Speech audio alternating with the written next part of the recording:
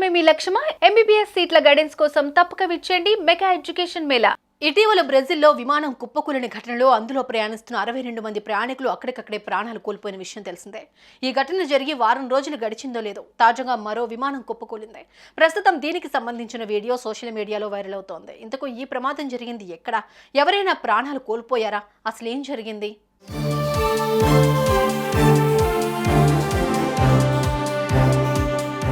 ఫ్రాన్స్లో లావెండో బేలో తాజాగా ఓ 65 ఏళ్ల పైలట్ మ్యాక్స్టర్ జెట్ విమానంలో విన్యాసాలు చేసేందుకు పూనుకున్నాడు. ఇందులో భాగంగానే అతడు మధ్యధరా సముద్రం సమీపంలో ఆకాశంలో విన్యాసాలు చేస్తూ ఉన్నాడు. ఈ క్రమంలోనే ఈ జెట్ విమానం ఉన్నట్టుండి అందరూ చూస్తుండగానే సముద్రంలో కుప్పకూలింది. ఈ ప్రమాదంలో విమానంలో ఉన్న పైలట్ ప్రాణాలు కోల్పోయాడు. అయితే ఈ విమానం కుప్పకూలుతున్న సమయంలో కొందరు వ్యక్తులు సెల్ ఫోన్లో వీడియో తీసుకున్నారు.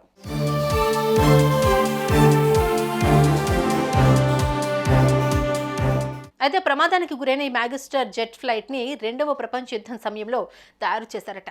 ఇదే విమానాన్ని ఫ్రాన్స్ అప్పటి నుంచి ఆర్మీ శిక్షణ కోసం వాడుతోంది. ఇకపోతే ఈ విమానానికి ఎజెక్షన్ సీట్ లేకపోవడం కారణంగానే పైలట్ మృతి చెందాడని అధికారులు చెబుతున్నారు.